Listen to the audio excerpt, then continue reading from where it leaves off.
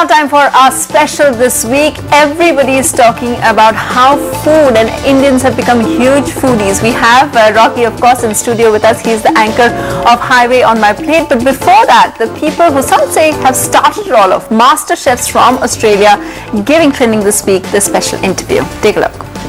Welcome to a very special edition of Hashtag, and our guests on the show, we have Gary and George from Masterchef Australia. Thanks very much. First trip to India. I want your first food impressions about the... Hang on a minute, second trip to India, first trip to India. Got to get it right. Got to get it right. Are you an Indian food pro? No, absolutely not. And I think what's been lovely over the last 6-7 days is we've jam-packed so many food experiences that have been mind-blowing. Yeah, absolutely. I'm going to ask you about those meals, but first of all, I mean, MasterChef is a new show. How is it that you come to a store and you do an event and you have people like outside shouting your names? They're like rock stars. It's not really a new show. You know, actually we've done 8 series. We've done 4 main series, done a couple of junior, we've done all-stars and celebrity. So it's sort of a well-oiled machine these days, and it's certainly, in Australia for example, it's the highest rating show of all time ever. Landing on the moon, Olympics. But see, here's the thing about India. India was known as, you know, a lot of people said that people in Delhi, they like, we have a huge variety of cuisines, but people like the safe foods. Do you think that's changing all over the place? I don't think there's safe foods in India. I think you're pretty adventurous, you know, let's be honest. And I think what I've learned since I've been in India is they keep telling me no such thing as Indian food. It's all about the regionality, and you've got to know what the difference is between the north, the east, the west, the south. And I'm starting to learn, which is fascinating. But I do, in all honesty, I love South Indian food. That's well before I came here. So. And you've been to South India? No. That's the next trip, but I love South Indian food, and we live our travels, don't we, through food. Yeah, and George, what was your last trip like? Were you, by the way, since your last trip, have you become a bigger star? You recognized much more since last time? Definitely. Last time I came here, no one knew who I was. But now that I came, you know, I was blown away. I mean, this afternoon I was in Old Delhi eating the most amazing slow cooked. Where did you go? I can't tell you exactly. The street address wasn't on the signpost, but slow cooked sweet potato with tamarind and lemon. Even I haven't had that. And it was mind blowing. You need to try it. You live here. You need to discover Indian cooking. She needs to discover it. You know, I think the reason why, I don't know whether it's the reason why the reason why I identify with MasterChef is because there's so many Indian people on the show. How come? It's just culturally diverse. I think most people don't realise that 1 in 4 Australians were born outside of Australia. So if you look at our society as a snapshot, it's changed enormously in the last 30 and in the last 20 years. So when we pluck, you know, a sample of our public, and we put them on television, that's what you get. Somebody from Singapore, somebody from Greece, somebody from Malta, somebody from India. It just, the list goes on. But would you say that the food over here, what you're having, and the Indian food you get in Australian restaurants must be hugely different? Totally different, and that's what's exciting. It's you know, it's going to take a couple of chefs to come to Australia, or some that have lived in Australia come over here and come back to really drive it, because your food is really beautiful. You know, we hear a lot of comments, but you know, can we plate it up differently to make it look better? You don't need to. Just keep doing what you're doing. Maybe change the bowl that you put it in, or the environment slightly. It's so soulful and so delicious. But isn't it true that a lot of would you say it's as sophisticated as perhaps French food and things like that? It's probably more complicated. Really? Yeah, absolutely. I think what you've got to realise is that in Europe and France and Britain were highly influential. Okay, so you look at the modern industrialised world, and they are the big countries, and so they're the things that people aspire to eat. Right? India, it's about time. Get a move on.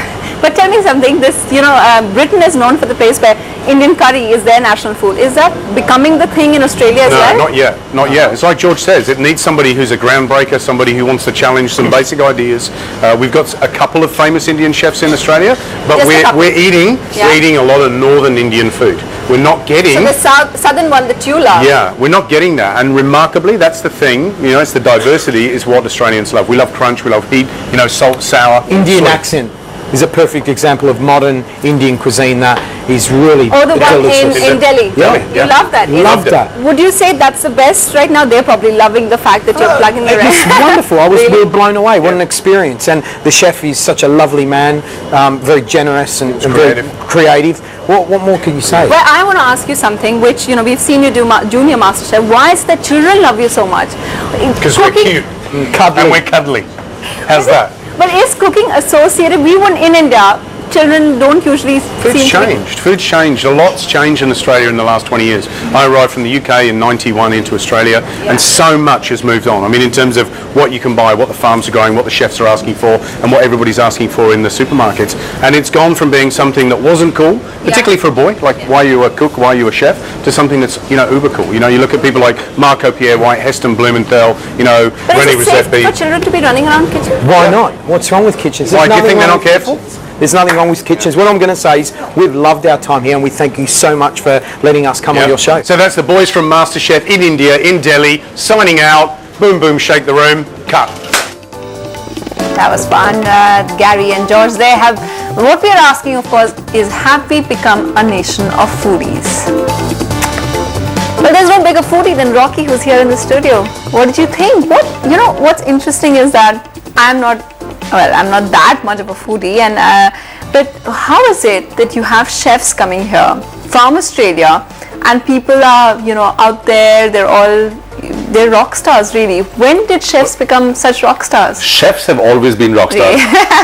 We didn't know it. Yeah. You're just in the wrong crowd. Okay. You have to be in the big eating crowd, and those two are very good because they're honest. Yeah. And I agree with a lot of things that they said. But we Indians have always been food mad. I mean, if you think of your grandfather. That's true. You know, but chefs being, yeah. Yeah, I mean, it's, you know, we've had our little secrets tucked away regionally everywhere else, but now the sort of internet revolution, media is all bringing it together, and the little secrets are beginning to pop up from all over the country, and we've got such treasures of food all across this country. It is incredible. The day Indian food finds a flat platform where everything is able to be served simultaneously, we're just going to explode. This is the beginning of the explosion. No, I know that we always have great food because obviously the variety and the fact that there's so much left to explore, but what's different now, do you think? It has the Indian taste change. Is that what's different? Well, we have a lot more money.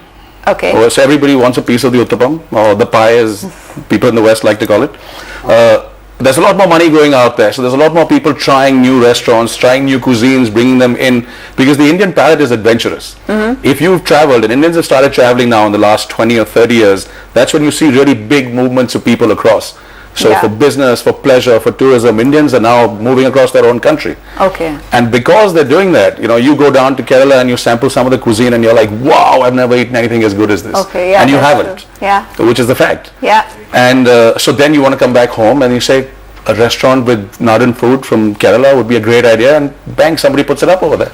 And so those kind of restaurants are opening up. But what about things like, you know, alien foods as well? I mean, I never thought till a couple of years ago that we would sit here in Delhi, which is completely landlocked, and we'd have so many varieties of sushi there. So what's happening there? And there are lots of restaurants now that doing that. Well, our palate is extremely wide-ranging. We Indians don't have a narrow palate. We work with so many spices, so many ingredients. I mean, what George and Gary were talking about was probably an aloo chaat, or, you know, a shakarkandi chaat from Old Delhi. That's one end of the spectrum, and then you have these amazingly intricate recipes on the other end. So the palate is ready. We now have the money.